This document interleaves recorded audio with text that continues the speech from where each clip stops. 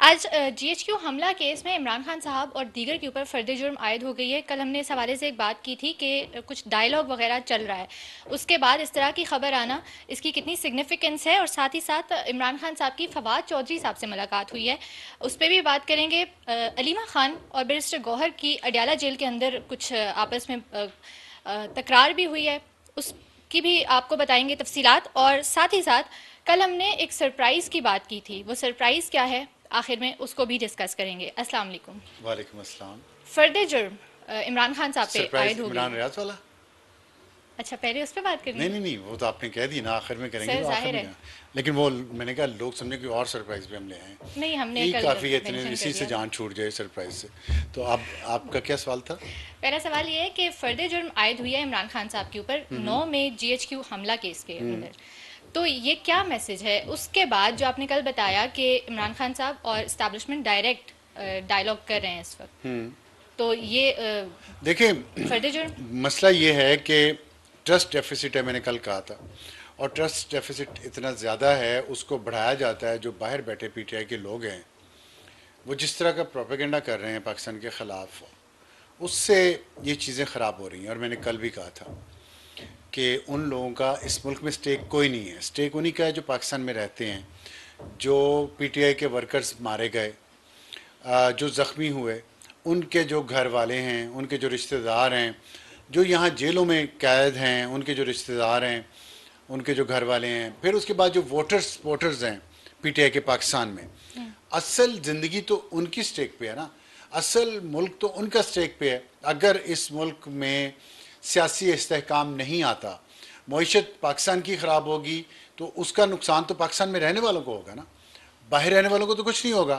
اس لیے ان کا مفاد اس میں ہے کہ وہ یہاں پہ تیل ڈالتے رہیں جلتی ہوئی آگ پہ، اور وہ ڈال رہے ہیں. اس کے باوجود کہ پی ٹی آئی کے اندر سے ان کے خلاف بہت آوازیں اٹھ رہی ہیں.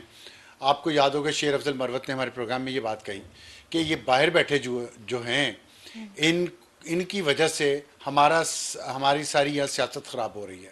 ہمارا کسی سیاسی جماعت سے ہم بات چیت نہیں کر سکتے. پھر فواد چودھری ہے، فواد چودھری نے یہ بات کہی کہ یہ جو سوشل میڈیا کے لوگ ہیں، خاص طور پہ باہر بیٹھے ہوئے، اور وہاں انہوں نے یہ فواد چودھری نے بھی کہا کہ وہاں چندے اکٹھے کرتے ہیں، بھیک مانگتے ہیں، اور عمران خان کے نام پہ فراڈ کرتے ہیں، اور پھر پاکستان کے خلاف اس طرح پروپیگنڈا کرتے ہیں. اصل اور ایک اس میں اور فیکٹر بھی ہے. وہ فیکٹر جو پاکستان کے اندر بیٹھے ہوئے یوٹیوبرز ہیں، ان کا جو ڈالر کا آنا ہے ان کے اکاؤنٹس میں، وہ اس بات پہ ڈپینڈ کرتا ہے کہ پاکستان میں ایک ہیجان خیز، ہنگامہ خیز صورتحال مسلسل رہے، جس سے لوگ T V channels, T V screens کے ساتھ گلو ہو جائیں، اس کو دیکھیں، انہیں کوئی تماشا ملے، انہیں کوئی سرکس ملے. یہاں پہ ہنگامہ ہو رہا ہے، یہاں پہ گولی چل رہی ہے، یہاں پہ آنسو گیس پھینکی جا رہی ہے، یہاں پہ لاٹھی چارج ہو رہا ہے، یہاں پہ لڑائی ہو رہی ہے، یہاں پہ لوگ مر رہے ہیں، اتنی لاشیں ہوگی، اتنی لاشیں ہوگی. تو یہ جو بیچتے ہیں نا اب سنسنی خیزی، اور اس کے نتیجے میں جو ڈالر ان کو ملتے ہیں، وہ بھی یہ چاہتے ہیں کہ سکون نہ ہو اس ملک میں. کیونکہ دیکھیں، کل آپ نے ایک بات کی، مجھے ایک واقعہ یاد آ گیا، میں آپ سے شیئر کرنا چاہتا ہوں. کل آپ نے مارشل لاء کی بات کی ساؤتھ کوریا میں. ساؤتھ کوریا دنیا کی بہت بڑی اکانومی ہے. ان کی جو سائنس اینڈ ٹیکنالوجی میں جو ترقی ہے وہ ٹاپ کلاس ہے. اور سکسٹیز میں، پچھلی صدی کے سکسٹیز میں، 1960 جو آپ کے لیے پچھلی صدی ہے، اس میں ساؤتھ کوریا پاکستان سے بھی پیچھے تھا. پھر اس وقت انہوں نے ترقی کرنی شروع کی، اور آج ساؤتھ کوریا دنیا کی بڑی اکانومیز میں سے ہے، لیڈر ہے سائنس اینڈ ٹیکنالوجی میں، الیکٹریکل وہیکلز میں، یہ ٹیلی کام میں، اور بہت ساری چیزوں میں.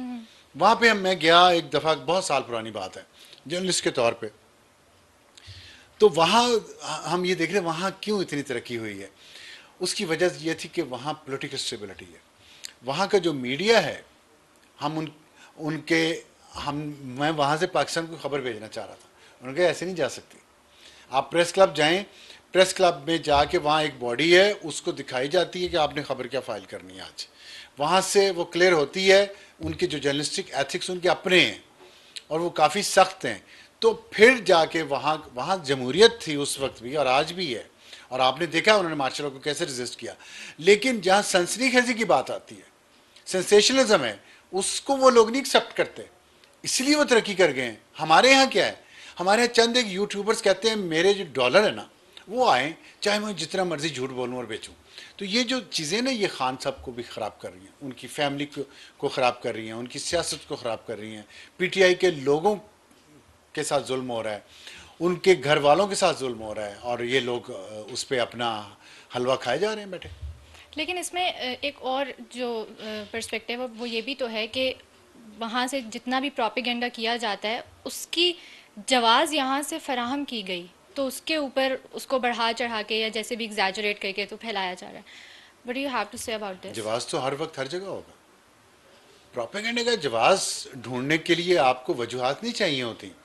آپ کی بدنیتی ہو تو آپ ہر اچھی چیز میں سے بھی کیڑے نکال سکتے ہیں. ظاہر ہے وہ پی ٹی آئی کو تو افیکٹ کر رہا ہے وہ پروپیگنڈا, اور جو بھی سارا پی ٹی آئی معاملہ سے ہے. زیادہ پاکستان کو افیکٹ کر رہا ہے, اور پی ٹی آئی کو افیکٹ اس لیے کر رہا ہے کہ پی ٹی آئی اگر جس طرح انہوں نے کارنر کر دیا پوری لیڈرشپ کو, ان کرائے کے لوگوں نے جو جھوٹ بول کے ڈالر کماتے ہیں اور جو باہر بیٹھے ہوئے ہیں, انہوں نے کارنر ایسا کر دیا پی ٹی آئی کی لیڈرشپ کو کہ کوئی عقل کی بات سننے پہ تیار نہیں. اور اچھا اس کا نقصان سب سے زیادہ پی ٹی آئی کو ہونا ہے, یہ بھی میں آپ کو بتا دوں, کیونکہ جس طرح وہ اپنے آپ کو اس وقت محاصرے میں محسوس کر رہے ہیں نا. علی مین گنڈا پور دیکھیں آپ, میں نے آپ کو بتایا نا کہ وہ یہاں سے مانسیرا چلا گیا, پشاور ڈائریکٹ نہیں گیا, کیونکہ گزر کے جہاں سے جانا تھا وہاں جذبات بہت بھڑکے ہوئے تھے.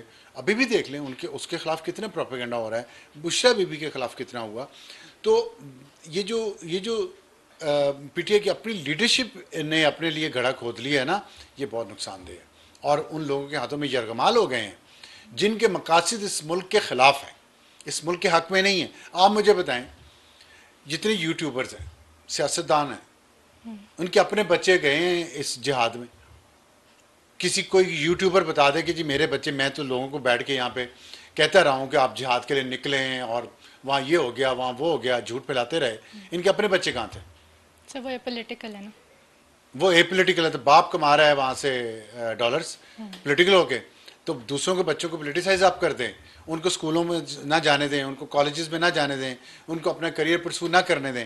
اپنے بچے آپ نے اے پولیٹیکل رکھے ہوئے ہیں. تو یہ منافقت ہے, یہ کیا ہے؟ اور یہ منافقت بکتی ہے, لوگ خریدتے ہیں. میں تو لوگوں کو یہ کہتا ہوں کہ خیال کریں.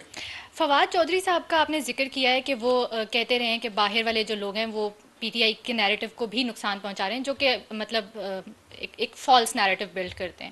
آج ان کی عمران خان سے ملاقات ہوئی ہے, کچھ خبریں ایسی بھی آ رہی ہیں کہ خان صاحب نے کچھ پیغامات بھی دیے ہیں جو کہ لیڈرشپ آپس میں ڈسکس کرے گی, اور اس کے بعد اس حوالے سے ایک لائحہ عمل تیار کیا جائے گا. اس ملاقات کو آپ کیسے دیکھ رہے ہیں؟ کیا یہ جو سارا سوشل میڈیا کا پروپیگنڈا یہ کنٹرول ہوتا ہوا نظر آ رہا ہے؟ خان صاحب کی طرف سے کوئی میسج؟ دیکھیں یہ بڑا اہم سوال آپ نے کیا ہے.